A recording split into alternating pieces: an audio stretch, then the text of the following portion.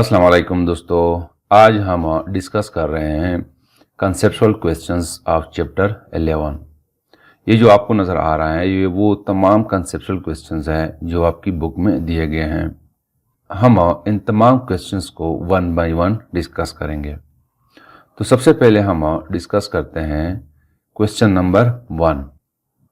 Question number 1 says that why sound produced by a simple pendulum is not heard। ये कहता है कि simple pendulum से जो आवाज़ प्रोड्यूस होती है वो हम क्यों नहीं सुनते हैं।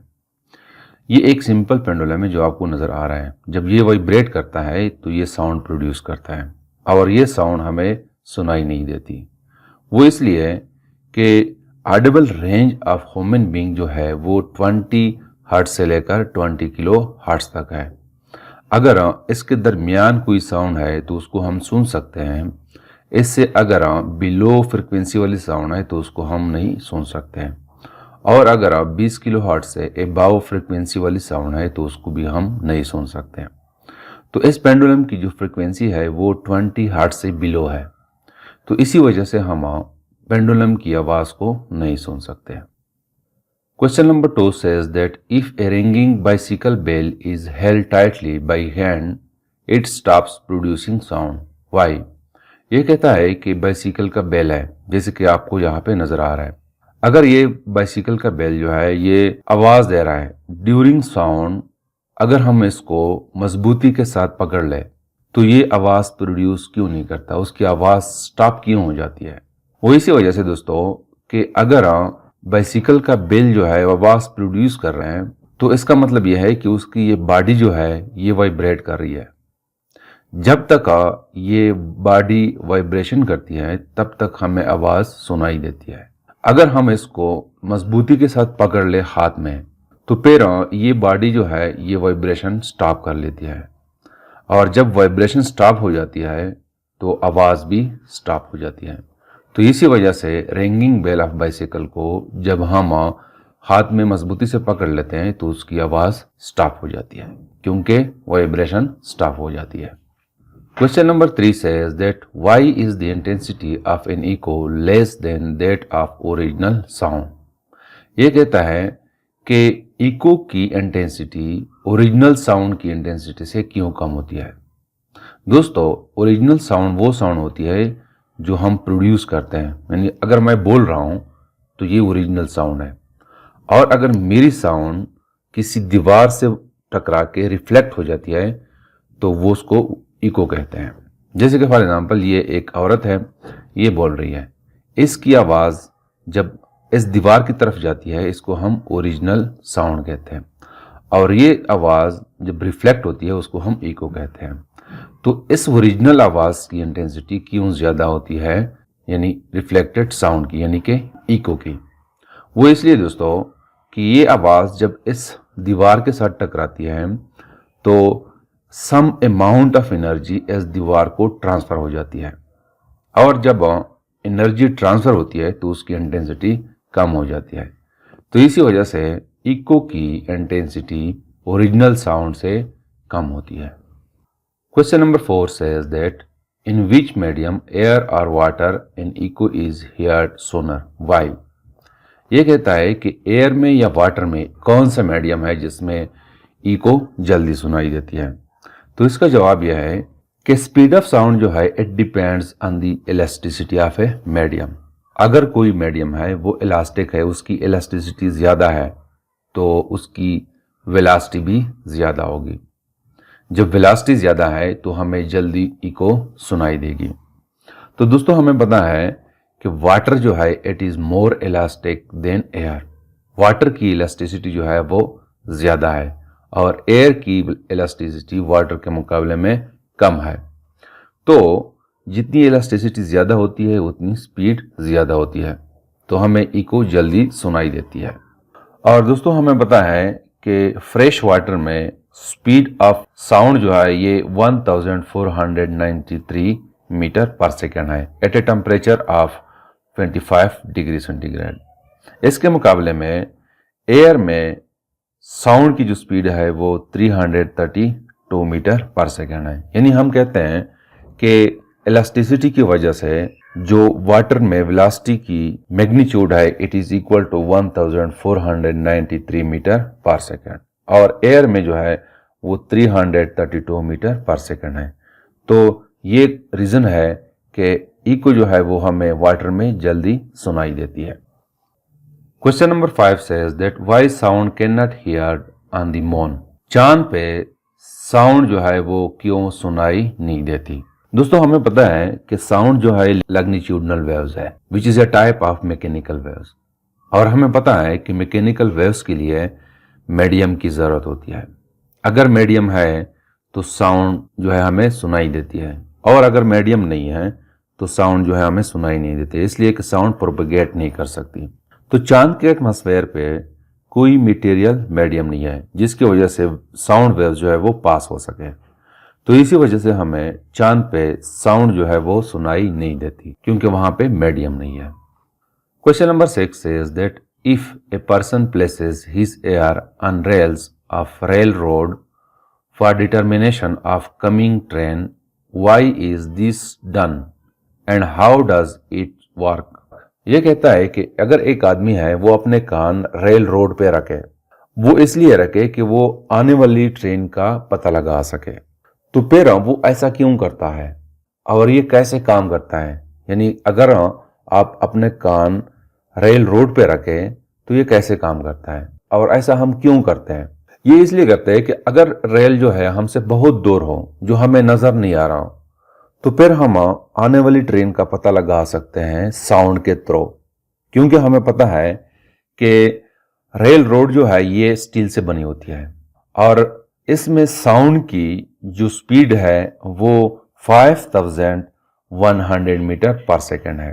तो आने वाले ट्रेन की साउंड जो है पटरी में बहुत जल्दी पहुंच जाती है as compare to the air, यानी एयर में साउंड की स्पीड हमें बहुत देर से आती है या हमें पहुंचती भी नहीं है, लेकिन स्टील के थ्रू हमें बहुत दूर से आने वाली ट्रेन की आवाज सुनाई देती है। स्टील में साउंड की स्पीड जो है एयर के मुकाबले में बहुत ज्यादा है, यानी 15 टाइम्स ज्यादा है।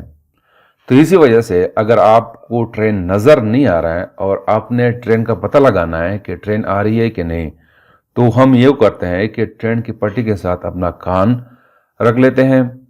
अगर हमें आवाज सुनाई देती है तो इसका मतलब है कि ट्रेन आ रही है, और अगर हमें कोई आवाज सुनाई नहीं देती तो इसका मतलब है कि ट्रेन नजदीक आसपास के इलाके में नहीं है। तो इसी वजह से हम रेल रोड पे अपने कान रख लेते हैं ताकि कमिंग ट्रेन का हमें पता चल सके। Question number 7 says that when you watch a thunderstorm you see the lightning first and you hear the thunder afterward. Why this thunder is delay? दोस्तों जब बारिश होती है और गरज चमक होती है तो नॉर्मली ये होता है कि हमें उस थंडर की लाइटनिंग, उसकी रोशनी हमें पहले पहुंचती है और उसकी आवाज हमें बाद में पहुंचती है। तो ऐसा क्यों है? ये इसलिए दोस्तों कि स्पीड ऑफ साउंड जो है it is much less than the speed of light. Speed of light जो है it is equal to 3 × 10⁸ metre per second. ये लाइट की स्पीड है जिसको हम c से रिप्रेजेंट करते हैं, और स्पीड ऑफ साउंड जो है जिसको हम v से रिप्रेजेंट करते हैं it is equal to 340 metre per second के बराबर है। तो ये देखो ये स्पीड जो है बहुत ज्यादा है as compare to this speed. तो हमें इसी वजह से लाइट जो है वो पहले पहुंचती है क्योंकि उसकी स्पीड बहुत ज्यादा है, और साउंड जो है हमें लेट पहुंचती है क्योंकि उसकी स्पीड लाइट के मुकाबले में कम है। Question number 8 says that if the speed of sound is dependent on frequency, would music from the marching band be enjoyed? दोस्तों हमें पता है कि स्पीड जो है it is equal to f into lambda. इस इक्वेशन के मुताबिक स्पीड ऑफ साउंड जो है ये फ्रीक्वेंसी पे डिपेंड नहीं करती, क्योंकि जब फ्रीक्वेंसी इंक्रीज होती है तो जितनी ये फ्रीक्वेंसी इंक्रीज होती है उतनी ही ये वेवलेंथ कम होती है, क्योंकि हमें पता है कि फ्रीक्वेंसी जो है ये इनवर्सली प्रोपोर्शनल है टू दी लैम्डा। अगर हम फ्रीक्वेंसी को डबल करें तो उसके मुकाबले में ये लैम्डा हाफ हो जाती है। तो एज ए रिजल्ट हमें स्पीड की वैल्यू सेम ही मिलती है। तो इसका मतलब यह है कि वेलोसिटी फ्रीक्वेंसी पे डिपेंड नहीं करती। तो यहाँ पे इस क्वेश्चन में कहते हैं कि फर्ज करें कि अगर v जो है वो फ्रीक्वेंसी पे डिपेंड करती है, तो क्या हमें मार्चिंग बैंड की जो म्यूजिक है वो हम एंजॉय कर सकते हैं कि नहीं। ये जो आपको तस्वीर नज़र आ रही है, एक ये पिक्चर है और ये एक पिक्चर है, ये मार्चिंग बैंड है, ये म्यूजिक भी बजा रहे हैं और मार्च भी करते हैं। तो देखो यहाँ पे डिफरेंट इंस्ट्रूमेंट यूज होते हैं म्यूजिक के लिए और उसकी डिफरेंट साउंड है। अगर हम ये फर्ज करें कि ये फ्रीक्वेंसी इस वेलोसिटी पे डिपेंड करती है, तो जितनी फ्रीक्वेंसी ज़्यादा होती है उतनी ही वेलोसिटी ज़्यादा होती है। तो फिर इस सूरत में डिफरेंट इंस्ट्रूमेंट से आने वाली साउंड की स्पीड मुख्तलिफ होती है, डिफरेंट साउंड की स्पीड पर मुख्तलिफ होती है, क्योंकि डिफरेंट साउंड की फ्रीक्वेंसी डिफरेंट होती है। तो फिर इस सूरत में यह होगा कि एक साउंड हमें पहले पहुंचेगी और एक साउंड हमें बाद में पहुंचेगी। तो हम फिर इस साउंड को एंजॉय नहीं कर सकते, हम उस म्यूजिकल साउंड को एंजॉय कर सकते हैं जो हमें एक साथ पहुंच रही है। और अगर एक साउंड 1 सेकंड में पहुंचे, दूसरा साउंड 2 सेकंड या 3 सेकंड के बाद पहुंचे, तो हम इसको एंजॉय नहीं कर सकते। तो इसका जवाब है नो। इस सूरत में हम म्यूजिक को एंजॉय नहीं कर सकते। Question number 9 says that why does your voice sound fuller in the shower? मतलब यह है कि जब हम बाथरूम में नहाते हैं उस वक्त हमारी आवाज़ क्यों फुल होती है, हमें लाउड साउंड क्यों सुनाई देती है। इसके 2 रीज़न मैं बता सकता हूँ। एक ये कि चूंकि मोस्ट ऑफ शावर्स जो है यानी बाथरूम जो है वो टाइल से बने होते हैं और टाइल्स जो है वो बहुत साफ होता है, जिसकी वजह से साउंड जो है वो एब्जॉर्ब नहीं होती है, साउंड रिफ्लेक्ट होती है। और दूसरी बात ये कि बाथरूम जो है वो बहुत छोटा होता है, तो हमें मल्टीपल रिफ्लेक्शन होती है, डिफरेंट दीवार से हमें आवाज़ रिफ्लेक्ट होती है और वो आवाज़ आपस में मिल जाती है, तो हमें लाउड साउंड और पावरफुल साउंड सुनाई देती है। दूसरी बात यह है कि बाथरूम में हमें आवाज़ जो है वो 0.1 सेकेंड से पहले पहुंचती है, यानी इको के लिए कंडीशन है कि अगर आवाज़ हमें 0.1 सेकेंड के पहुंच रही है तो हम 2 साउंड्स में फ़र्क कर सकते हैं। तो बाथरूम चूंकि छोटा होता है उसमें ये पॉसिबिलिटी है कि हमें आवाज़ 0.1 सेकेंड से पहले पहुंचे, तो एक आवाज़ पहुंची फिर फ़ौरन दूसरी आवाज़ पहुंची, तो बहुत सारे साउंड्स जो है वो इकट्ठे हो जाते हैं, तो हमें लाउड साउंड और पावरफुल साउंड सुनाई देती है। Question number 10 says why it is so quiet after a snowfall? यानी जब बर्फबारी होती है तो खामोशी क्यों होती है। वो इसलिए कि जब बर्फबारी होती है तो बर्फबारी के जो पार्टिकल्स है वो इंतहाई सॉफ्ट होते हैं और उसमें गैप भी होती है, यानी वो पोरस भी होते हैं। तो हमें पता है कि जो सरफेस पोरस हो वो साउंड को एब्जॉर्ब कर लेती है और जो ऑब्जेक्ट सॉफ्ट हो वो भी साउंड को एब्जॉर्ब कर लेती है। तो बर्फबारी की ये 2 खासियत है कि एक तो सॉफ्ट है और दूसरे वो पोरस होते हैं, तो दोनों वजूहात की बिना पर साउंड जो है वो एब्जॉर्ब होती है। तो नॉर्मल डेज के मुकाबले में स्नोफॉल के दिनों में खामोशी होती है, वो इसी वजह से कि स्नो जो है वो साउंड को एब्जॉर्ब कर लेते हैं। तो this is something about the conceptual questions of chapter number 11. Thank you.